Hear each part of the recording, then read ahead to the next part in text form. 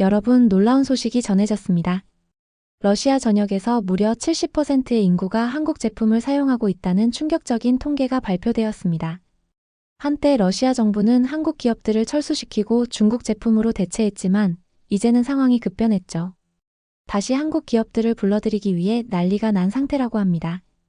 특히 영하 3040도의 혹독한 추위 속에서도 견디는 한국의 기술력에 러시아인들은 한국 제품을 다시 찾고 있다고 하는데요. 과연 러시아에서는 무슨 일이 벌어진 걸까요? 지금부터 그 이야기를 시작하겠습니다. 그 전에 여러분의 구독, 좋아요는 영상 제작에 정말 큰 힘이 됩니다. 부탁드려요. 저는 미하일 러시아 공영 방송의 기자입니다. 모스크바 시내의 작은 아파트에서 혼자 지내고 있죠. 어느 날 회의실에서 들은 한 통계가 모든 것의 시작이었습니다. 러시아 인구의 70%가 한국 제품을 일상적으로 사용한다는 통계를 접했을 때 처음엔 설마 그 정도까지 될까 싶어 반신반의했죠. 제 주변 지인들이 쓰는 전자제품이나 자동차, 식료품 중 한국 브랜드가 많은 건 사실이지만 막상 통계로 보니 실감이 나질 않았습니다. 하지만 시간이 지날수록 점점 궁금해졌습니다. 대체 왜 이렇게 많은 러시아인이 한국 제품을 선호하는 걸까? 단순히 광고 효과나 저렴한 가격 때문일까? 아니면 러시아 환경에 맞춘 특수한 기술력이 있어서일까? 이 의문이 머릿속을 떠나지 않았고 결국 직접 취재를 해보기로 마음먹었습니다. 사실 저는 원래 국제부 소속이 아니라 주로 국내 정치 뉴스를 다루는 기자였습니다. 하지만 이번만큼은 사내에서도 미하일, 내가 이 기획을 맡아보는 게 좋겠다는 제안이 나왔죠. 러시아 소비자들과 한국 기업 간의 관계를 깊이 살펴보는 특집을 준비해보자는 제안을 받았고 저도 흔쾌히 응했습니다. 돌이켜보면 저는 어릴 적부터 한글이나 동양 문화에 막연한 흥미를 가지고 있었습니다. 유치원 때 처음 본 동양풍 만화책이 그렇게 신기했거든요. 머나먼 나라 이야기처럼 느껴졌지만 왠지 모르게 매혹적이었죠. 그래서 부모님께 저 글자들은 뭐예요? 러시아어가 아니잖아요? 하고 물었던 기억이 납니다. 아버지는 미하일, 저건 한국 글자로 알고 있다라고 알려주셨지만 그때는 한국이라는 나라가 세계 지도상 어디쯤 있는지 전혀 감이 오지 않았습니다. 그저 막연히 동쪽 어딘가, 시베리아 너머 어딘가에 있을 거라고 상상했던 기억이 생생하네요. 시간이 흘러 기자가 되고 나서야 한국이라는 나라가 생각보다 우리 러시아와 긴밀히 연결되어 있음을 깨닫게 되었습니다. 가장 대표적인 예가 삼성이나 LG 같은 전자제품 회사, 그리고 현대기아 같은 자동차 회사였습니다. 시내로 나가보면 도로 위 차량의 절반 가까이가 현대나 기아 로고를 달고 있었고 친구 집에 가보면 고해상도 텔레비전이나 냉난방 겸용 에어컨이 삼성이나 LG 제품인 경우가 많았습니다. 저 역시 휴대전화만큼은 한국 브랜드를 꽤 오랫동안 사용해왔습니다. 화질이 좋고 잔고장이 없다는 평가를 주변에서 많이 들었거든요. 하지만 그렇다 해도 러시아에서 한국 제품의 인기가 이 정도일까 싶어 반신반의했습니다.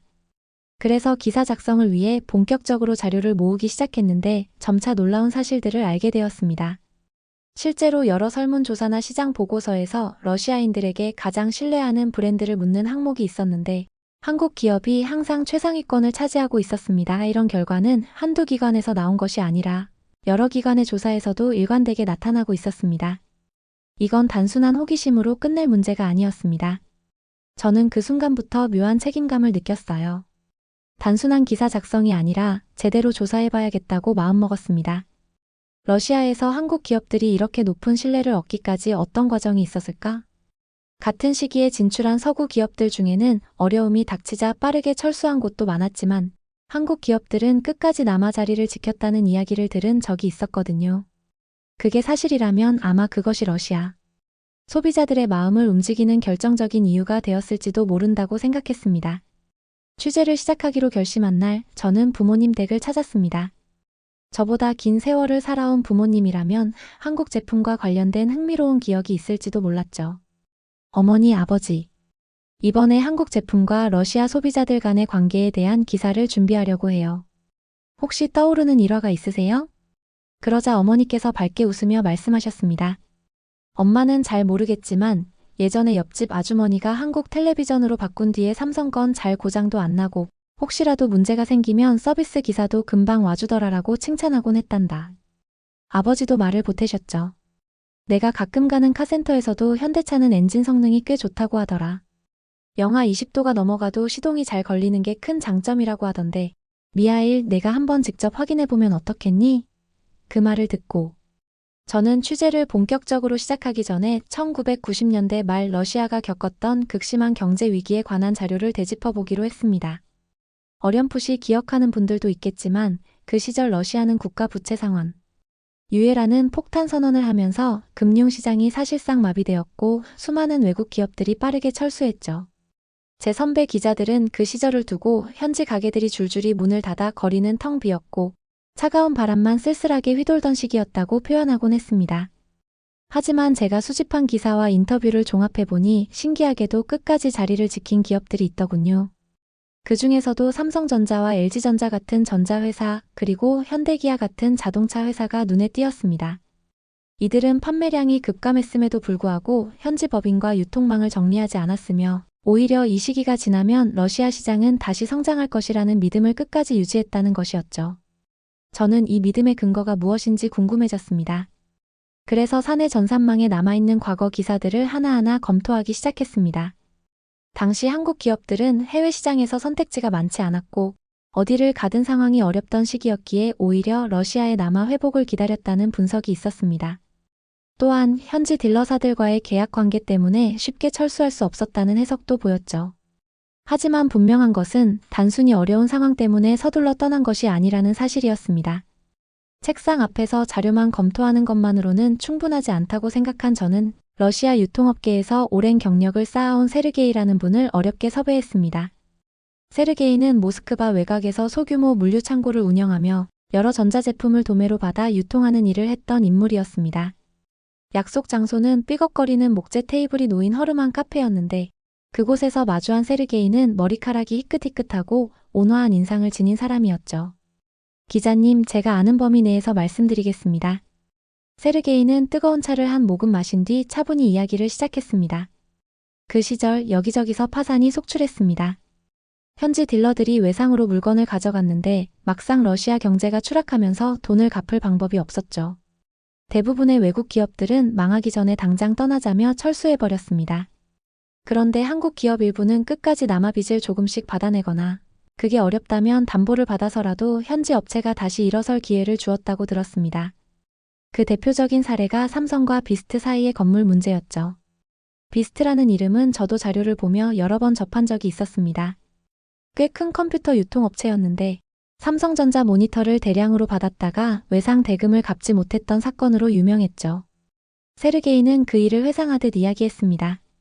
삼성전자가 비스트 4억을 담보로 넘겨받았는데도 그걸 매각하거나 점유하지 않고 5년 안에 빚을 갚으면 건물을 돌려주겠다고 약속했다더군요. 이게 어디 흔한 일입니까? 그래서 현지 유통사 쪽에서도 그래도 끝까지 믿고 함께 가려는구나 하고 감동을 받았다고 하더라고요. 저는 그 말을 듣자마자 머리가 번쩍였습니다. 보통 기업이라면 대금을 회수하기 위해 담보로 받은 건물을 즉시 처분해버릴 텐데 삼성전자는 손도 대지 않고 기다려 주었다니. 이러니 러시아 사람들이 한국 회사는 의리가 있다라고 말하는 것이 전혀 과장이 아니라는 생각이 들었습니다. 실제로 세르게이는 그 뒤로 비스트가 운 좋게 재기에 성공해 결국 5년 안에 빚을 갚고 건물을 다시 돌려받았다고 말했습니다. 만약 그때 건물을 팔아버렸다면 비스트는 회복 불가능했을 겁니다. 그러니 얼마나 고마운 일이었겠어요. 그의 말에는 당시 상황을 직접 겪은 사람만이 가질 수 있는 실감이 담겨 있었습니다. 자료 속 문장으로만 보던 사건을 이렇게 생생한 증언으로 들으니 제 마음은 묘한 감동으로 벅찼습니다. 물론 기업이라는 곳이 결국 이윤을 추구해야 하기에 이 또한 철저한 사업적 판단이었을 수도 있습니다. 하지만 결과적으로 손절하지 않고 기다려준 덕에 현지 업체가 다시 살아났다면 그것은 결코 쉬운 결정이 아니었을 겁니다. 바로 이 지점에서 저는 깨달았습니다. 러시아와 한국 기업 간의 특별한 관계는 단순히 제품의 품질 문제만이 아니라 서로를 버리지 않았던 기억이 쌓여 만들어진 역사적 신뢰라는 것을요. 저는 이 내용을 노트에 빼곡히 적으며 아직 더 많은 이야기가 남아있으리라는 기대를 품게 되었습니다. 지금까지의 이야기는 빙산의 일각에 불과했습니다. 다른 한국 기업들도 이와 비슷한 사례가 있을 것 같았거든요. 사실 러시아에서 삼성과 LG는 워낙 유명한 브랜드라 일반 시민 대다수가 이 두 회사의 로고에 낯설어하지 않습니다. 저 역시 대학생 때 처음 자취를 시작하며 중고 가전제품을 찾아다녔는데 쓸만한 중고 텔레비전 대부분이 한국 브랜드였고 상태도 좋아 꽤 오래 사용했던 기억이 납니다. 하지만 단순히 브랜드 인지도가 높다고 해서 사람들이 국민 제품이라 칭하는 것은 아닐 것입니다. 그 숨은 이유를 알고 싶어 저는 이번에는 일반 가정집을 직접 방문해 보기로 했습니다. 지인의 소개로 알게 된 엘레나는 모스크바 근교의 작은 주택단지에서 남편과 어린 딸과 함께 살고 있었습니다. 엘레나의 집에 들어서는 순간 저는 꽤 따뜻한 실내 공기에 놀랐습니다. 러시아의 11월 날씨면 이미 꽤 쌀쌀해졌을 텐데 집안 공기가 포근해서 이건 보일러 때문인가요? 하고 물었죠. 그러자 엘레나는 웃으며 대답했습니다. 아니요, 이건 LG에서 나온 냉난방 겸용 에어컨이에요. 한국 제품이라 러시아 겨울에도 난방이 빵빵하게 잘 되거든요. 제가 에어컨이라는 단어에 어색함을 느끼자 엘레나는 덧붙였습니다. 처음엔 저도 러시아에서 에어컨이라니 이상했어요. 그런데 여름엔 외부 온도가 30도 가까이 올라가니까 시원하게 쓸 수 있고 겨울에는 난방 보조 역할을 해서 보일러 부담을 덜어줘요. 전기세도 생각보다 많이 안 나오고 고장도 잘 안 나니까 편하답니다. 저로서는 꽤 신기한 이야기였습니다. 전통적으로 러시아는 땅덩이가 넓고 춥다고 생각해 에어컨 시장이 활발하지 않을 거라 짐작했거든요. 하지만 LG는 이곳의 기후와 러시아인의 주거 환경에 맞게 제품을 개량했고 그렇게 인기를 얻었다고 합니다. 또 하나 흥미로웠던 건 거실에 놓인 커다란 텔레비전이었습니다. 엘레나는 집에 친구들을 초대할 때마다 노래방 기능을 자주 활용한다고 하더군요. 그래서 저도 살짝 시원하게 불러보고 싶다고 했죠. 리모컨을 누르자 화면에 곡 선택 메뉴가 떴고 마이크를 연결하니 즉석에서 반주가 흘러나왔습니다. 엘레나는 웃으며 말했어요. 긴 겨울이 지루하잖아요. 우리 러시아 사람들은 한자리에 모이면 노래하고 춤추면서 분위기를 띄우는 걸 좋아해요. 사실 브랜드 이름만 봤을 땐 우리 정서와 맞을까 싶었는데 막상 써보니까 이보다 편한 게 없더라고요. 그 말을 듣고 저는 속으로 감탄했습니다. 아, 이게 바로 현지화 전략이구나. 한국 기업들이 단순히 제품을 판매하는 게 아니라 러시아의 혹독한 추위를 견딜 수 있는 강력한 내구성, 그리고 사람들이 집에서 오락과 문화생활을 즐길 수 있도록 하는 기능을 세심하게 반영한 덕분에 소비자들에게 폭넓은 지지를 받게 된 거였죠. 결국 삼성이나 LG 같은 브랜드가 러시아 시장에 깊이 뿌리 내린 건 단순한 광고나 유명세 때문이 아니라 철저한 시장 조사와 현지 문화를 배려한 결과라는 걸 다시금 깨닫게 되었습니다. 가정집을 방문하기 전까지는 잘 몰랐지만 직접 보고 나니 이 정도면 한국 제품이 러시아인의 일상 한가운데 자리 잡았구나 싶었습니다. 엘레나와 대화를 마치고 밖으로 나오면서 문득 예전 회사 동료가 했던 말이 떠올랐어요. 궁금한 마음에 곧장 본사로 돌아가 사내 자료실에서 예보도 자료를 찾아봤죠. 거기에는 LG가 러시아 시장에 본격 진출할 당시 러시아인의 생활 패턴에 초점을 맞추겠다고 선언했던 문구가 분명히 적혀 있었습니다. 예를 들면 러시아의 혹독한 겨울을 고려해 가족들이 실내에서 함께 보내는 시간이 긴 점에 맞춰 다양한 기능을 갖춘 텔레비전을 출시했고 극한의 추위 속에서도 안정적으로 작동하는 냉난방기를 적극 홍보했다는 내용이었죠. 그리고 시간이 흐르면서 이러한 제품들이 실제로 성능이 뛰어나다는 입소문을 타게 되니 자연스럽게 시장 점유율도 높아질 수밖에 없었을 겁니다. 그날 저는 러시아에서 한국 제품이 유독 많이 쓰인다는 이야기가 단순한 소문이 아니라는 걸 확실히 실감했습니다. 또한 러시아 사람들이 한국 기술에 푹 빠진 대표적인 이유 중 하나는 바로 보일러 분야였습니다. 러시아의 겨울은 길고 혹독하기 때문에 난방 시스템은 그야말로 생존의 필수적인 요소였죠. LG가 냉난방기를 내놓아 인기를 끌었지만 극한의 추위를 막아주는 보다 확실한 수단은 한국의 온돌 기술이었습니다. 어느 순간부터 러시아는 한국의 온돌 시스템을 도입하기 시작했고 이제는 삼성이나 현대, LG 같은 대기업이 아닌 생소한 한국 기업들까지 러시아 시장에서 주목받고 있었습니다. 사실 당시 보고서를 보면 이런 의문도 많았다고 하더군요. 이름도 낯선 한국 기업이 과연 러시아에서 관심을 받을 수 있을까? 그래서 더 자세히 알아보니 이 회사는 2008년 무렵부터 본격적으로 러시아 시장에 진출했고 혹한 속에서도 얼어붙지 않는 보일러를 개발하면서 주목받기 시작했다는 기록이 있었습니다. 단순히 온도를 수출하는 것이 아니라 러시아의 극한 기후에 맞춰 개량된 시스템을 적용한 것이 성공의 핵심이었던 거죠. 2009년 말 러시아의 영하 40도를 웃도는 극한 한파가 닥쳤을 때 많은 가정에서 배관이 얼어붙고 난방 시스템이 마비되는 사태가 벌어졌습니다. 그런데 한국 기업의 보일러를 설치한 집들은 멀쩡했다는 이야기가 퍼지면서 이 일화는 꽤 유명해졌죠. 이게 정말 사실인지 확인해보고 싶어 저는 모스크바의 한 교회 근처에 있는 중규모 난방기기 유통센터를 찾았습니다. 그곳에서 만난 직원 알렉세이는 진지한 표정으로 말했습니다. 솔직히 말하면 예전에는 한국 보일러 시스템에 의구심이 많았어요. 아무리 제품이 좋다고 해도 영하 3040도를 넘나드는 러시아의 혹한 속에서 과연 한국 기술이 우리를 따뜻하게 해줄 수 있을까 의문이었죠. 난방 시스템의 안정성은 생존과 직결되니까요. 그는 이어서 한국 기업들이 단순히 제품만 판매한 게 아니라 러시아 소비자들을 위한 AS 네트워크를 구축하고 매뉴얼도 철저히 러시아어로 번역해 배포했다는 점이 큰 신뢰를 얻는 계기가 되었다고 설명했습니다. 가격도 생각보다 나쁘지 않았고요. 몇 년 전부터 러시아에서 한국 보일러가 국민 브랜드로 꼽힌다는 이야기를 듣긴 했는데 올해도 그 타이틀을 받았더라고요. 그의 말을 들으며 한국 기업들이 단순히 기술력만 앞세운 게 아니라 현지 시장에 맞춘 전략과 철저한 사후 관리로 러시아 소비자들의 마음을 사로잡았다는 걸 다시 한번 실감할 수 있었습니다. 이렇다 보니 러시아에서 삼성, LG, 현대, 기아 같은 대형 브랜드뿐만 아니라 보일러 기업과 같은 한국의 중소기업들까지 높은 기술력과 신뢰를 바탕으로 확고한 입지를 다지게 된 셈이었습니다. 특히 겨울철 난방 문제는 러시아인의 삶과 직결되는 핵심 요소이기 때문에 한번 신뢰를 얻으면 소비자들의 충성도가 매우 높아지는 경향이 있죠. 아까 들었던 혹한을 견디는 기술. 현지화라는 공식이 이곳에서도 그대로 적용된다는 느낌이 들었습니다. 이쯤 되자 제 본능이 확신에 차올랐습니다. 러시아인이 한국 기업을 사랑하는 이유는 단순하지 않다.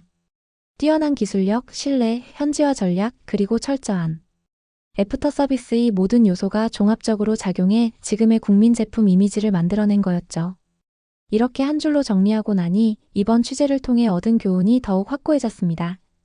물론 보일러는 TV나 스마트폰처럼 눈에 띄는 제품은 아니지만 집과 건물 내부 깊숙이 자리 잡아 매일 작동하는 필수 장치입니다. 혹한 속에서도 아무 문제 없이 돌아간다면 이용자들은 자연스럽게 신뢰를 가질 수밖에 없습니다. 그리고 무엇보다 글로벌 기업이라 할지라도 러시아의 혹독한 기후와 문화에 맞춘 기술을 따로 개발해야만 살아남을 수 있다는 점이 다시 한번 분명해졌습니다. 그리고 자동차 이야기를 빼놓을 수 없죠. 러시아의 거리를 조금만 돌아봐도 택시로 사용되는 차량 중 현대나 기아 로고를 단 차들을 쉽게 찾아볼 수 있습니다. 지인들에게 이유를 물어보면 대부분 가격 대비 성능이 뛰어나고 영하 수십 도에서도 시동이 잘 걸린다는 점을 장점으로 꼽습니다. 하지만 보다 깊이 있는 이유를 알고 싶어 저는 직접 택시 기사들의 생생한 목소리를 들어보기로 했습니다. 몇 달 전부터 자주 이용하는 택시 앱을 통해 현대차를 운전하는 기사 이방과 우연히 여러 번 매칭되었죠. 어느 날 비교적 한가한 시간대에 그와 좀 더 긴 대화를 나눠보기로 했습니다. 제가 조수석에 앉자마자 이반은 환한 얼굴로 반겼습니다. 미하일, 또 만났군요. 오늘도 취재 가세요? 그가 모는 차는 은색 현대 소형 세단이었고 시동 소리가 굉장히 부드러웠습니다. 그래서 저는 혹시 왜 이 차를 선택하셨는지 구체적으로 듣고 싶어요. 이반은 웃으며 대답했죠. 일단 연비가 나쁘지 않고 추위에 강해서 택시 기사로서는 큰 장점이죠. 게다가 한 번 고장이 난 적이 있었는데 부품을 구하기도 쉽고 정비소에서 바로 손봐줬어요. 결과적으로 운행 효율이 좋아서 이 차를 선택한 거예요. 조금 더 파고들어 러시아 사람들이 현대기아를 선호하는 현상이 언제부터 이렇게 강해졌을까 하고 질문하자 이반은 잠시 난감한 표정을 지었습니다. 정확한 계기는 잘 모르겠지만 주변 기사들 얘기를 종합해보면 1990년대 말 경제 위기 때도 한국 자동차 회사들은 여기서 공장을 계속 운영했어요. 그래서 우리 쪽에서는 저들은 쉽게 떠나지 않겠구나라는 신뢰가 생겼다고들 하죠. 그 말을 듣고 저는 다시 한번 깨달았습니다. 역시 뿌리는 1990년대 후반의 경제 위기에서 시작됐구나. 자동차 시장도 예외는 아니었습니다. 당시 러시아 국영 자동차 회사 외에 많은 해외 브랜드들이 하나둘 철수했지만 현대기아는 오히려 투자와 생산을 이어갔다는 기록이 곳곳에 남아 있었습니다. 이반은 덧붙였습니다. 물론 다른 나라 차들도 좋겠지만 이미 우리 삶에 깊이 들어온 브랜드들을 굳이 바꿀 이유가 없어요. 가격도 합리적이고 중고로 팔기도 쉽고요. 무엇보다 겨울철 안정성이 제일 중요하죠. 빅토르는 차를 사실 때 테스트 주행을 여러 번 해봤다고 했습니다. 러시아 도로 특유의 거친 노면과 눈길에서도 안정감이 좋더군요. 그래서 지금까지 기아 한 대만 계속 타고 있어요. 그리고 뭔가 문제가 생기면 서비스 센터가 여기저기 있어서 쉽게 지원받을 수 있으니 안심됩니다. 이렇게 여러 사람의 목소리를 모아보니 현대기아가 러시아 택시 시장에서 압도적인 점유율을 자랑하는 이유를 조금씩 더 명확하게 알 수 있었습니다. 적절한 가격, 겨울철 강한 내구성, 광범위한 서비스 센터 네트워크, 그리고 위기 속에서도 러시아를 떠나지 않았던 신뢰. 이 요소들이 결합하면서 러시아 소비자들은 현대기아 브랜드에 대한 충성도를 더욱 단단히 키워온 것이었죠. 물론 저도 예전부터 거리를 달리는 현대기아 로고의 택시들을 보며 한국 자동차가 러시아에서 인기가 많구나 하고 막연히 생각하긴 했습니다. 교체해야 한다며 골머리를 앓는 운전자들의 표정을 포착할 수 있었습니다. 하지만 이번 취재를 통해 구체적인 근거와 사람들의 생생한 이야기를 직접 듣고 나니 이 인기가 단순한 유행이나 광고 때문이 아니라는 걸 절감하게 됐습니다. 그런데 러시아에서 아주 큰 문제가 발생하기 시작했습니다. 바로 우리 러시아에서 현대차가 철수하게 된 것이었죠. 러시아 제2의 도시 상트페테르부르크에 위치한 현대차 공장은 축구장 270개에 달하는 면적으로 연간 23만 대의 자동차를 생산할 수 있는 대규모 시설이었습니다. 그런데 우크라이나 전쟁 발발 직후 부품 조달이 끊기면서 공장은 사실상 가동을 멈추게 되었고 결국 한국 돈 14만 5천 원에 러시아 현지 업체에 매각되고 말았습니다. 이토록 러시아에서 사랑받던 한국의 기업이 단돈 14만 5천 원에 매각된다니. 이게 말이 되는 일인가요? 현대차는 전쟁으로 인한 부품 조달 문제로 상반기 손실액만 2,200억 원에 달했습니다. 그런데 우리 러시아 정부는 한국 기업의 손실 문제는 전혀 고려하지 않은 채 오히려 무조건 공장을 가동하라고 압박을 가했습니다. 결국 현대차는 철수를 결정했고 이 말도 안 되는 일이 현실이 되고 말았습니다. 그리고 그 빈자리를 채우는 새로운 흐름이 감지되기 시작했습니다. 러시아 시장에 대규모 물량으로 수입된 중국산 자동차들이 도로 위를 장악하는 모습이 포착된 것이죠. 현재 상황을 살펴보면 한국 브랜드 대신 중국 브랜드를 들여오는 추세가 두드러지고 있으며 작년 한 해 동안 러시아에 수입된 중국산 차량이 수십만 대를 넘어섰다고 합니다. 중국의 자동차 품질도 과거보다 나아졌다고 하고 가격 경쟁력도 상당하다 보니 러시아 사람들 사이에서도 호기심을 갖는 분위기였습니다. 하지만 저는 뭔가 잘못되고 있다는 기분이 몸속 깊숙이 들었습니다. 혹독한 러시아의 겨울을 견디려면 자동차가 꽤 튼튼해야 할 텐데 실제로 러시아의 겨울은 영하 몇십 도까지 떨어지기 때문에 기온이 내려갈수록 온갖 기계 장비가 고장을 일으키기 쉽습니다. 특히 자동차는 시동 불량, 배터리 방전 문제 등으로 인해 운전자들의 골머리를 앓게 만들죠. 그런데도 러시아 당국이 중국 브랜드에 점점 문호를 열고 소비자들 역시 새로운 차량에 도전하는 모습은 하나의 흐름으로 자리 잡아가고 있었습니다. 중국산 차량을 구입한 러시아 소비자들은 대부분 가격이 합리적이어서 구매를 결심했다고 했고 디자인도 예상보다 세련돼 보여서 흥미롭다는 반응이 많았습니다. 하지만 부정적인 의견도 있었습니다. 일부 소비자들은 아직까지 큰 문제는 없었다고 했지만 반대로 엔진룸에서 이상한 소리가 난다거나 내부 내장재가 빨리 마모되는 것 같다는 불만을 토로하는 사람들도 적지 않았습니다. 다만 이 정도 문제는 어디서든 겪을 수 있는 초기 불량 정도로 치부하는 분위기였습니다. 과거 한국 자동차들이 혹한 테스트에서 인정을 받아 대표적인 택시 모델로 자리 잡은 것처럼 중국 기업들도 장기적으로 러시아 시장에 뿌리를 내릴 수 있을지 궁금해졌습니다. 그리고 결국 문제가 터졌습니다. 러시아 곳곳에서 수많은 사람들이 이 문제로 불편을 겪고 있다는 이야기가 들려왔죠. 마침 모스크바 시내에는 첫눈이 내렸고 차가운 바람이 거리를 휩쓸며 사람들의 옷차림을 더욱 두껍게 만들 무렵 저는 궁금증을 해결하기 위해 다시 한번 중국 자동차를 구매한 운전자들을 찾아 나섰습니다. 그 중에는 제가 예전에 인터뷰했던 니콜라이도 있었습니다. 그런데 이번에 만난 니콜라이는 예전과는 전혀 다른 표정으로 대화를 시작했습니다. 미하일, 사실 이걸 말해야 하나 망설였는데 지난주에 내 차가 추위 때문에 시동이 안 걸려서 큰일이었어. 그는 한숨을 내쉬며 말을 이어갔습니다. 정비소에 갔더니 부품 호환이 잘 안 돼서 며칠씩 기다려야 한다고 하더군. 이게 말이 돼? 니콜라이의 얼굴에는 속상함이 그대로 드러나 있었습니다. 혹시 간단한 수리나 해결책은 없었나요? 제가 묻자 그는 고개를 저으며 말했습니다. 글쎄 정비소에서는 대체 부품을 구해보겠다고 했는데 중국 본사에 주문을 넣어야 한다니 시간이 꽤 걸린다네.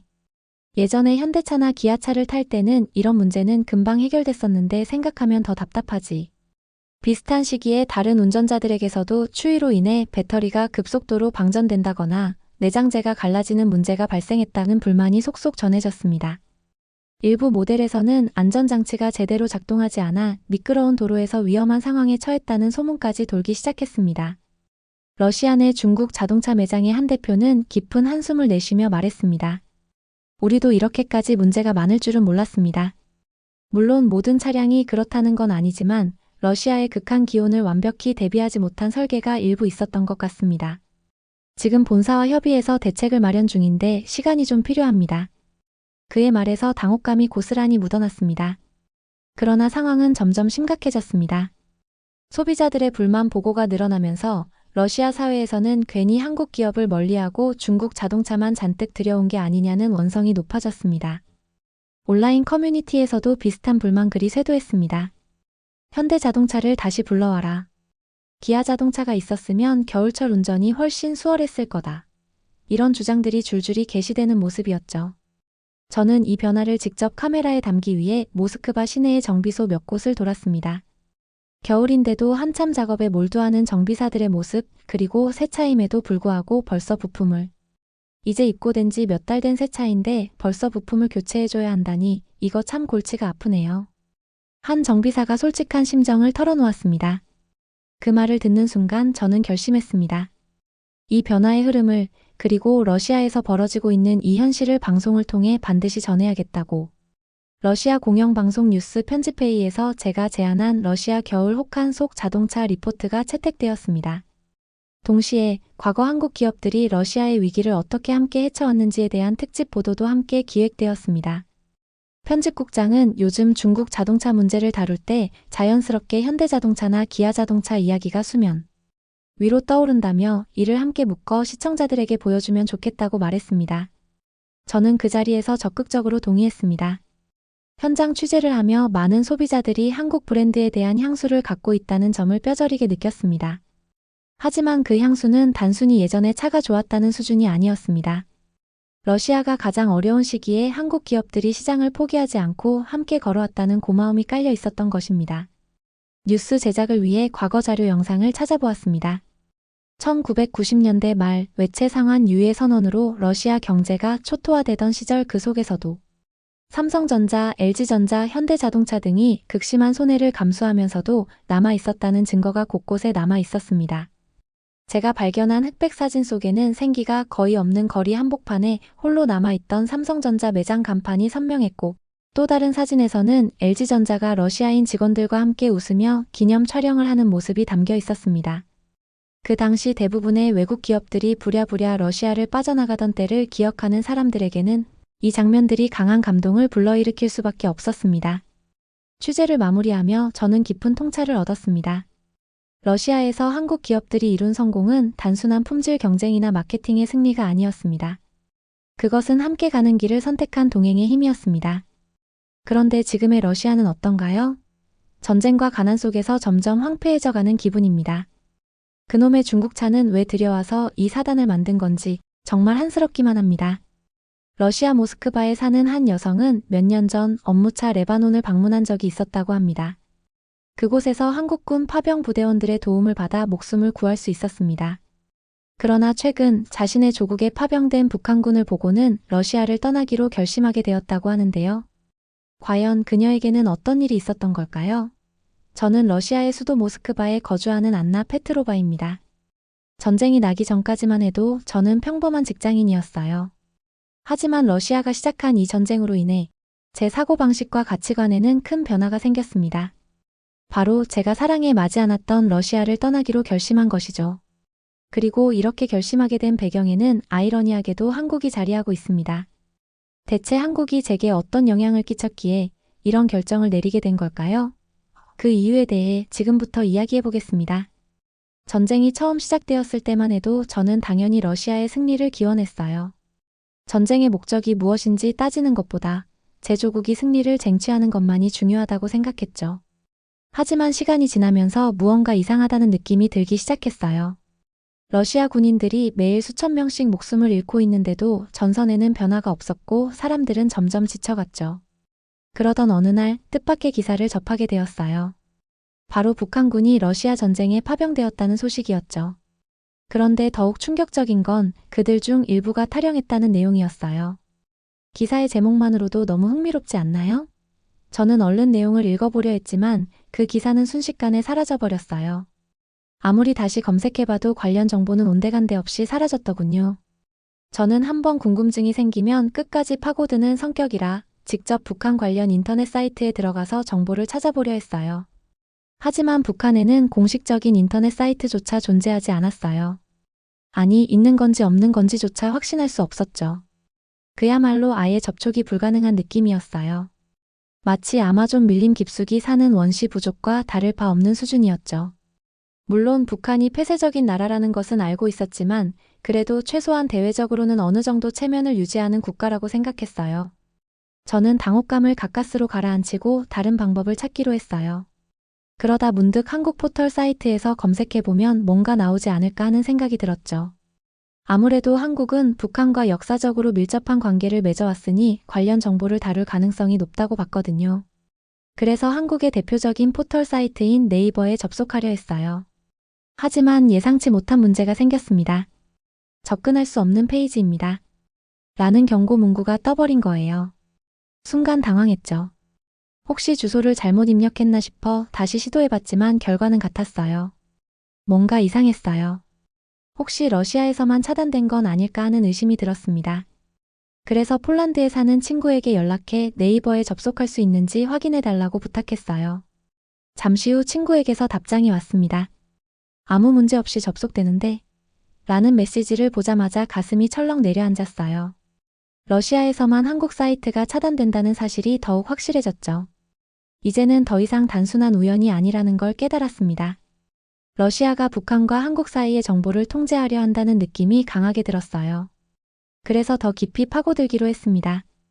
VPN이라는 기술이 있거든요. 이걸 사용하면 러시아가 아니라 다른 나라의 인터넷 회선을 이용하는 것처럼 접속할 수 있어요. 저는 곧바로 VPN을 실행하고 폴란드에 있는 것처럼 위장한 뒤 다시 네이버에 접속했습니다. 이번에는 아무런 문제가 없었어요. 바로 북한과 러시아 파병에 대한 정보를 검색하기 시작했습니다. 그리고 결과를 보자 온몸이 얼어붙었어요. 북한군이 러시아에 파병되었다는 뉴스가 한국 언론에서 상세히 보도되고 있었던 거예요. 심지어 일부 북한 군인들이 탈영했다는 충격적인 소식도 포함되어 있었습니다. 러시아에서는 찾아볼 수 없던 기사들이 한국에서는 버젓이 올라와 있었던 거죠. 저는 북한이 어떤 나라인지 어느 정도 알고 있었습니다. 러시아에 대한 애정이 큰 만큼 정치적으로 결탁한 나라들에 대해 관심을 가지지 않을 수 없었죠. 하지만 솔직히 말해 북한을 좋아하지 않았습니다. 별다른 도움이 되지 않는 나라라고 생각했거든요. 세계적으로 몇 안 되는 공산국가라는 점 외에는 특별히 내세울 것도 없었죠. 까놓고 말해서 핵무기 외에는 변변한 군사력도 없는 나라였고 경제력은 아프리카 개발도상국 수준이나 다름없었습니다. 그런데 러시아가 이런 북한에게 도움을 요청하다니. 전쟁이 장기화되면서 상황이 마음대로 흘러가지 않는다는 건 알고 있었지만 이렇게까지 갔다고 생각하니 숨이 턱 막혔습니다. 결국 기사를 꺼버리고 더는 생각하지 않으려 했습니다. 다음날 저는 평소와 다름없이 회사로 출근했습니다. 어느 순간부터 회사 내에서는 전쟁 이야기가 암묵적으로 금기시되었습니다. 아무리 얘기해봤자 희망이 보이지 않았기 때문이었죠. 하지만 몇몇 동료들과는 간간히 소식을 나누곤 했습니다. 저는 어제 본 북한 관련 소식을 조심스레 들려주었습니다. 역시나 다들 깜짝 놀랐습니다. 하지만 반응은 제각각이었죠. 어떤 이는 북한이 도와준다니 잘된 일 아니냐라고 말했습니다. 하지만 또 다른 이는 북한이 도와줘봤자 우리한테 무슨 도움이 되겠냐고 한숨을 내쉬었죠. 하지만 저와 가장 친하게 지내던 오스카의 반응은 다른 동료들과는 사뭇 달랐습니다. 그는 아무 말 없이 깊은 생각에 잠긴 듯 보였어요. 평소 활발하게 의견을 내던 그가 조용하자 우리 모두가 자연스럽게 그의 표정을 살폈습니다. 그러다 문득 정신을 차린 듯 고개를 저으며 조심스럽게 입을 열었어요. 솔직히 좀 걱정돼요. 북한이 개입한 것도 그리고 그 군인들이 이곳에 온 것도. 그의 말에 저는 순간적으로 놀랐습니다. 오스카가 북한을 옹호하는 것처럼 들렸거든요. 제가 북한이라는 국가에 대해 좋지 않은 감정을 가지고 있었던 만큼 그의 반응이 의외로 느껴졌죠. 하지만 곧이어 이어진 말이 저를 멈춰 세웠습니다. 사실 저희 할아버지가 한국 분이세요. 예상치 못한 고백에 순간 공기가 달라지는 느낌이었어요. 러시아에서 태어난 그였기에 저는 전혀 눈치채지 못했어요. 그는 잠시 뜸을 들이다가 조용히 이야기를 이어갔습니다. 할아버지는 오래전에 한국에서 러시아로 오셨어요. 먹고 살기 힘들었던 시절 일자리를 찾아 이곳에 왔다가 할머니를 만나 정착하셨죠. 하지만 평생 가족을 그리워하셨어요. 그 중에서도 6.25 전쟁 때 헤어진 어머니, 그러니까 제 증조할머니겠죠. 그분을 찾지 못한 게 한이셨던 것 같아요. 오스카는 깊은 한숨을 내쉬며 창밖을 바라보았습니다. 그는 가족을 잃고도 어떻게든 살아가야 했던 한 한국인의 아픔을 너무나도 잘 알고 있었습니다. 북한과 한국이라는 두 단어가 그에게는 단순한 국가 개념이 아닌 자신의 뿌리와도 맞닿아 있는 이야기였던 것이죠. 그래서 북한에 있는 사람들이 얼마나 치열하고 힘든 삶을 살고 있는지 관심을 가지고 있었어요. 그래서 북한 군인들이 러시아로 파병을 왔고 도망을 쳤다라는 이야기를 들었을 때 많은 생각을 하게 된 것이었죠. 북한에서 아무것도 먹지 못해 굶어 죽을 바에야 러시아로 나와 뭐라도 해보자 결심했을 그 마음을 말이에요. 그런데 오스카, 그는 같은 피가 흐른다고 해서 감성적으로 생각하는 사람은 아니었습니다. 그는 냉철한 시각으로 국제 정세를 파악하고 있는 사람이기도 했어요. 하지만 이상 가족이라 하더라도 저는 대한민국의 체제를 지지해요. 비록 제 국적은 러시아라면 북한의 러시아 파병은 한국과 북한의 관계를 긴장 상태로 만들 뿐만 아니라 전 세계의 평화를 위협하는 시그널이 될 수도 있어요. 저는 오스카가 과장을 하는 거라고 생각했습니다. 그도 그럴게 북한이 세계 평화를 위협할 만한 힘이 없다고 생각했거든요. 하지만 오스카의 말들은 대단했어요. 북한은 핵을 가지고 있었고 북한의 참전은 곧 핵을 사용할 수도 있다는 의미였습니다. 또 북한이 러시아를 도우면 일본이나 미국 등의 나라가 전쟁에 참전할 수 있는 계기를 만들어주게 되죠. 당연히 한국도 마찬가지이고요. 두 나라 간의 싸움이 옆 나라들까지 번지게 되는 건 순식간이라 건데 오스카의 이야기를 들으니 소름이 돋았습니다. 저는 그저 저런 나라한테 도움을 받다니 쪽팔리다 쪽팔려라고 1차원적으로 생각을 했었던 건데 이렇게도 생각을 할 수도 있더라고요. 그래서 부끄럽다는 생각도 들었죠. 무엇보다 할아버지 때부터 러시아에서 살았더라면 몇십 년 동안 가족들이 쭉 러시아에서 머물렀다는 건데 아직도 한국인의 뿌리를 유지하고 있는 그의 가족들이 대단하다는 생각이 들었습니다. 그가 어떤 교육을 받았는지 참 궁금하더라고요. 학교 다닐 때 역사를 참 좋아해서 한국의 역사를 공부했던 적이 있는데 한국이 일본에게 지배를 받았던 당시 한국은 민족성을 잃지 않기 위해 일본의 핍박에도 불구하고 목숨을 걸고 언어를 지켰고 목에 칼을 들이밀어도 전통을 포기하지 않았다고 했었어요. 아마 오스카의 할아버지와 아버지도 그때의 정신을 물려받아 오스카를 가르치신 것 같더라고요. 러시아나 다른 나라에서는 절대 볼 수 없는 한국의 모습이었죠. 다시 이야기로 돌아와서 이렇게 대화를 마친 뒤 자리로 돌아와서 앉았는데 책상 위에 올려져 있는 액자 하나가 눈에 들어왔습니다. 바로 몇 년 전 업무차 방문했던 레바논에서 찍은 사진이었죠. 그리고 그 사진을 보니 레바논에서의 기억이 새록새록 떠오르면서 북한은 세계 평화를 위협하는데 한국은 세계 평화를 지키는데 힘쓰고 있다는 것이 체감될 참 안타깝더라고요. 그리고 이것이 본격적인 계기가 되어 러시아를 떠나게 된 계기가 되었습니다. 레바논으로 출장을 갈 사람이 필요하다는 지시를 받았을 때 모두가 가기를 꺼려했어요. 레바논은 과격한 종교 분쟁이 아직도 이루어지는 중동 지역이기 때문이거든요. 하지만 빠른 승진이 목표였던 저는 레바논 출장에 자원했습니다. 이슬람 과격파의 폭탄 테러 같은 게 빈번한 곳이라 두렵지 않았다면 거짓말이겠죠. 하지만 걱정한 것 치고 레바논은 꽤 멋진 도시였어요. 중동의 유럽, 중동의 파리라는 말이 무슨 의미인지 알겠더라고요. 그런데 멋진 광경에 방심해버린 저는 그만 길을 잃고 말았고 설상가상으로 가로등에 불빛마저 꺼지는 바람에 제가 서 있는 곳이 어디인지조차 모르는 상황이 되어버렸어요. 심지어 인터넷까지 먹통이 되었는데 너무 무서워서 다리가 떨리더라고요. 그런데 그때 어둠의 구석에서 무언가가 움직이는 게 보였어요. 슬그머니 몸을 드러낸 그것은 손에 커다란 무기를 들고 있는 한 남성이었습니다. 마체테라고 하는 어마무시한 무기였고 그 남자는 한 팔 자국이 저에게로 다가왔고 공포심에 제대로 보지 못했지만 저를 보며 음흉하게 웃고 있는 것만 같았어요. 남자와 1미터 정도 가까워졌을 때 아, 이렇게 인생이 끝나는구나고 직감했던 그때 골목 끝에서 누군가 후레쉬를 비쳤습니다. 누군가의 외침이 들렸고 그 순간 마체테를 들고 다가오던 남자는 순식간에 도망가 버렸죠. 저는 그 자리에 주저앉았고 그날 제 마지막 기억은 후레쉬를 들고 제게 달려오는 두 명의 남자의 모습이었습니다. 다음날 저는 개운하게 눈을 떴어요. 눈을 뜨고 나서야 전날 제게 있었던 일이 떠오르더라고요. 그런데 전날 그런 끔찍한 공포에 시달렸다는 게 믿기지 않을 정도로 제가 있는 곳은 화사하고 깨끗했습니다. 저는 군대 의무실 같은 곳에서 일어났는데 침대는 정갈했고 제가 덮은 이불은 포근하니 좋은 냄새가 나고 있었어요. 창을 통해 들어오는 햇빛도 따스하니 기분이 좋았죠. 저는 침대에서 내려오며 이런 생각을 할 정도였습니다. 설마 천국인 건가? 사람이 심한 공포심을 느끼면 죽을 수도 있는 건가? 의심하고 있던 찰나 두 명의 남녀가 들어왔습니다. 일어나셨네요. 몸은 좀 괜찮으세요? 어제 갑자기 들어오신 거 보고 많이 놀랐어요. 잠깐 앉아보시면 혈압 좀 잴까요? 두 사람은 모든 게 능숙해 보였지만 저는 아니었습니다. 이 사람들은 누구이고 여기가 어디인지 궁금했거든요. 제가 서서 두 사람을 번갈아 보자 두 사람 중 남자가 자신들을 소개했습니다. 저희는 레바논 평화 유지를 위해 파견된 대한민국의 평화 유지군입니다. 어제 민가를 순찰하던 도중 나타샤 씨를 발견했습니다. 치료를 하기 위해서는 신원을 파악하는 것이 우선이라 소지품에서 여권을 확인했습니다. 저는 군의관 박소영이에요. 상황 설명이 됐다면 어서 앉아보시겠어요? 혈압 좀 잴까요? 살다 군인에게 치료를 받을 거라고는 상상도 못했습니다. 그런데 조금 의심스러운 부분이 있었어요. 보통 이런 일이 생기면 민간에 데려다 주지 군대로 데려오지는 않잖아요. 저는 이 사람들이 평화유지군을 가장한 테러 단체가 아닐까 하는 의심을 갖게 되었습니다. 동시에 이들에게 인질로 이용되는 제 모습을 상상해버렸죠. 그래서인지 날카롭게 말한 것 같아요. 여기는 응급실 같은 게 없나 봐요.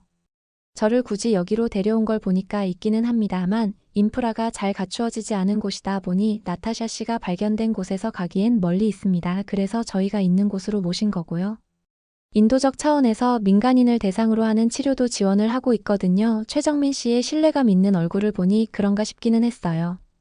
솔직히 제가 외모를 좀 보거든요. 떡 벌어진 어깨와 꽁꽁 감추었는데 운동한 게 티가 나는 근육질 몸매 햇빛에 그을린 건강한 피부와 건강한 미소까지 그런 멋진 남성이 나를 믿으라며 신뢰의 미소를 건네는데 어떻게 안 믿겠어요. 믿지 말라 해도 믿고 싶죠. 하지만 이건 제 안전과 직결된 문제이기 때문에 저는 최정민 씨를 따라다니며 이곳이 제게 안전한 곳인지를 확인하기로 했습니다. 거울에 비친 제 얼굴을 열심히 정돈하면서 말이죠. 그런데 박소영 씨가 영 도움이 안 되더라고요. 혈압에도 이상이 없고 열도 안 나고 다 정상이네요. 어제 입국했다고 하셨죠? 긴 비행 때문에 피로가 쌓였는데 놀라기까지 했으니 몸이 버티지 못한 거예요. 본격적인 일정 시작하시기 전에 푹 쉬시면 별 문제 없을 거예요. 저는 입가에 경련이 나도록 웃으면서 말했습니다. 하지만 친절한 박소영 씨는 단호하게 대답했어요. 가서 푹 쉬시면 나을 거예요. 나가는 길은 안내해드릴게요. 어서 가시죠. 민간인을 위해서 개방된 곳이기는 했지만 민간인만 위한 곳은 아니니 이용에 제한이 있을 거라는 건 알면서도 아쉽더라고요. 저는 저를 향해 손을 흔드는 최정민 씨를 아련하게 바라보며 대한민국의 기지를 떠나야만 했습니다. 그런데 첫날 밤에 은인들의 두 번째 만남은 얼마 지나지 않아서였어요. 저는 해외에 나가면 꼭 그 나라 시장 구경을 하러 가는데요. 시장에 나가보니 유난히 한 곳이 북적이더니 싶어 인파를 헤치고 들어갔는데 그곳에는 군복을 입은 사람들이 줄을 지어 지나가고 있었습니다. 그리고 레바논 사람들은 그들의 주위를 둘러싸고 인사를 건네고 있었죠. 시장 상인들 중에는 먹을 것을 공짜로 주는 사람들도 있었어요. 연예인도 아니고 군인들을 이렇게 반겨주는 건 난생 처음이었습니다. 게다가 그들이 반기는 군인들은 레바논 군인도 아니었어요. 제가 전날에 보았던 대한민국 국기를 붙이고 있는 한국 군인들이었어요. 한국 군인들 중 가장 앞에서 있는 대장으로 보이는 사람은 아주 유창한 레바논 언어로 사람들에게 인사를 건넸는데 상인들의 이름을 다 외우고 있는 것처럼 사람들의 이름을 하나하나 불러가며 인사를 건넸습니다. 그러더니 한 가게로 가더라고요. 가장 허름한 가게였던 저는 그 모습을 보면서 아니 가더라도 좀 좋은 곳으로 가지 한국에서 왔으면 돈도 많을 텐데 라고 생각했습니다. 그런데 제가 더 놀란 점은 그 사람이 흥정을 하기 시작했다는 거였어요. 이 점에서는 솔직히 실망했습니다. 한국인이고 파병제 왔으면 돈도 꽤 벌 텐데. 레바논 시장 상인을 상대로 흥정을 한다고 저건 좀 너무하네. 돈도 잘 못 버는 사람 같은데 사람 벗겨먹는 것도 정도껏 해야지. 그런데 시장 상인의 반응은 의외였어요. 아주 흔쾌히 흥정에 응한 것도 모자라 과일을 얹어주기까지 하더라고요. 뭐지 여기에서는 이게 문화인 거라고 생각하며 혼란스러워하던 찰나 전에는 보지 못했던 훈훈한 장면을 보게 되었습니다. 그 군인이 자기가 산 과일을 주변에 있는 아이들에게 나눠주기 시작한 것이었어요. 아이들은 익숙하다는 듯이 땡큐 미스터 킴, 땡큐 엉클 킴을 외치며 과일을 받아들었습니다. 한국 군인의 놀라운 행동은 여기서 끝이 아니었습니다. 그 시장 상인의 옆에 있는 자녀에게 흥정을 해서 아낀 돈을 용돈으로 주는 것이 아니겠어요. 결국 그는 돈을 덜 준 것도 아니었고 심지어 그 돈을 다른 이들을 위해 쓴 것이었습니다. 그 모습을 보니 레바논 시장 상인들이 한국 군인들에게 열광하는 이유를 알겠더라고요. 저와 동행했던 현지 가이드는 이들은 시장에 나올 때마다 이런 식으로 상인들을 돕는다고 했어요.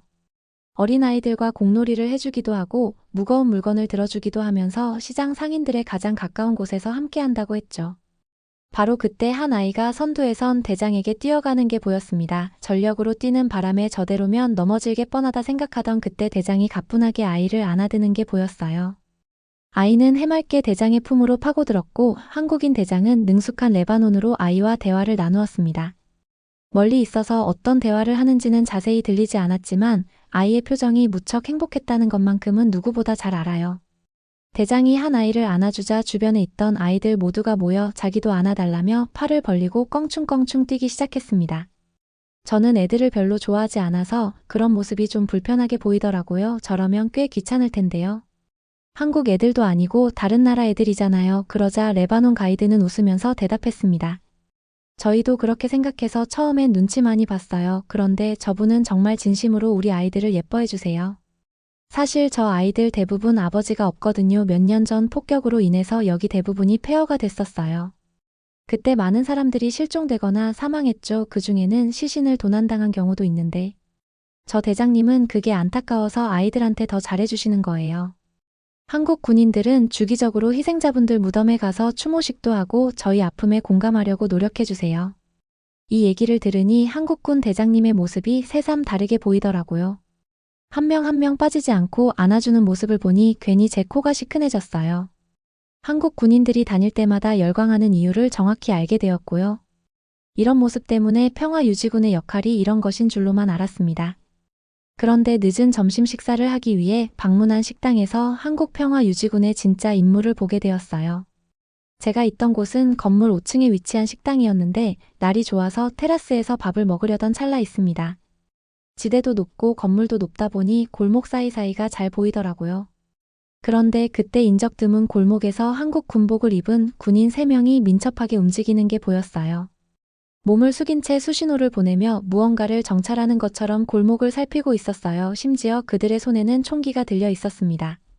저는 가이드를 툭툭 치면서 저게 뭐 하는 거냐고 물어보려 했습니다. 그러자 가이드는 검지를 입가에 가져다 대며 쉬하는 소리를 냈어요. 깜짝 놀라 다시 고개를 돌려 한국군 쪽을 돌아보았는데 수상쩍은 가방을 들고 있는 한 사람이 이미 제압이 된 상황이었습니다. 그리고 얼마 뒤 군인 몇 명과 레바논 경찰들이 와서 그 사람을 연행해 갔죠. 지금 체포를 한 건가요? 이 대낮에 테러는 낮과 밤을 가리지 않으니까요. 한국 군인들이 시장에 나온 이유는 그저 아이들과 놀아주기 위함이 아니었습니다. 인파들을 한 곳으로 모은 뒤 일부 인원들은 골목 구석구석을 다니며 거동 수상자가 없는지 순찰을 다녔던 것이죠. 순찰 결과 위험 인물로 추정되는 사람이 없으면 다행이지만 만약 있다면 이런 식으로 체포를 한다고 했습니다. 아까 시장에서 봤던 한국 군인분들 가방엔 총이 들어 있어요. 그 정도로 레바논은 위험한 지역이죠. 하지만 이런 곳에서 우리가 평화로운 시간을 보내고 웃을 수 있는 건 평화 유지를 위해 노력해주는 한국 군인분들 덕분이에요. 그래서 우리는 늘 감사한 마음을 가지고 있어요. 생각해보면 저도 한국 군인들에게 발견이 되어 큰 위험에서 벗어날 수 있었죠. 이걸 의식하면서 다니다 보니 레바논 전체가 한국으로 둘러싸여 있더라고요. 저는 아이러니하게도 태권도가 한국의 전통 무술이라는 걸 레바논에서 알았습니다. 한국에서 온 평화유지군이 레바논 시민들을 위한 프로그램 중 하나로 태권도를 가르치고 있다더라고요. 사람들이 예민해지고 공격적으로 변하기 쉬운데 이런 무술을 익히면 심신을 단련할 수 있으니 굉장히 도움이 되고 있었어요. 심지어 제가 레바논에 방문했을 때는 한국어 말하기 대회가 열리고 있었습니다. 저는 한국어를 한마디도 하지 못해서 누가 잘하고 잘못하는지 알지 못했지만 한복이라는 한국의 전통 의상을 곱게 입고 자신이 준비한 대본을 읽어 내려가는 참가자들을 보면서 감탄했던 기억이 나요. 그들의 노력에도 감탄했지만 언어를 배운다는 건 그만의 애정이 있다는 거잖아요. 당시에는 팝이나 드라마가 크게 유행이었던 시절도 아니었는데 말이죠.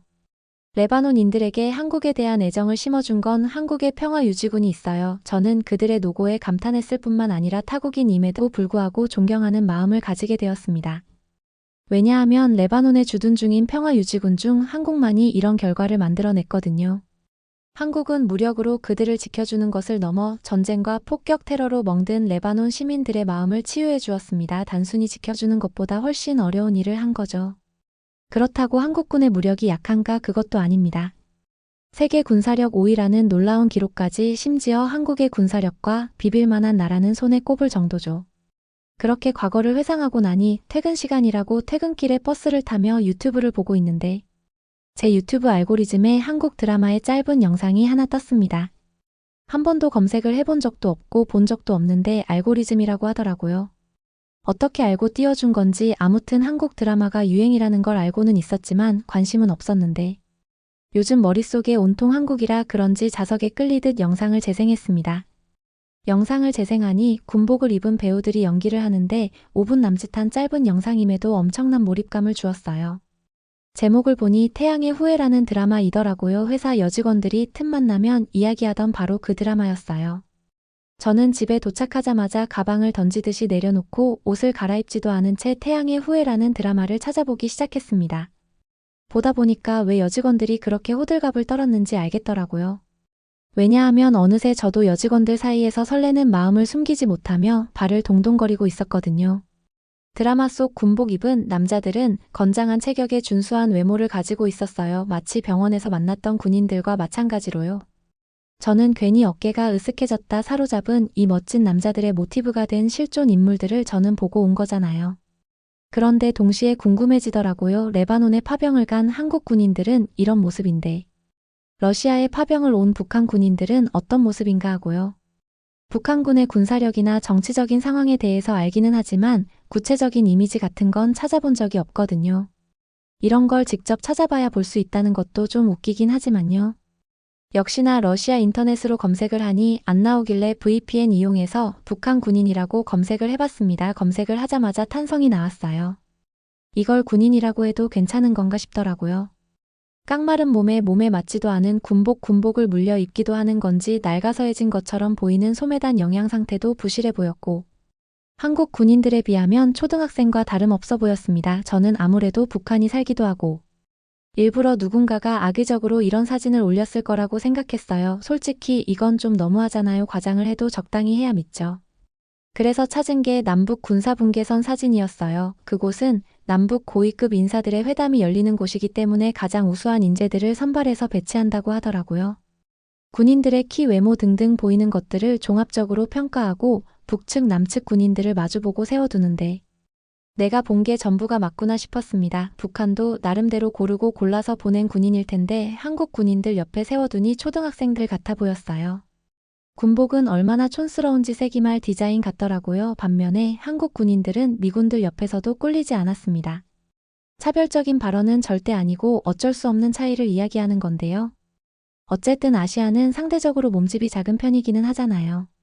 그런데 한국인들은 아니더라고요. 아시안들 중에 가장 큰 사람들을 꼽으라면 한국인들일 것 같아요.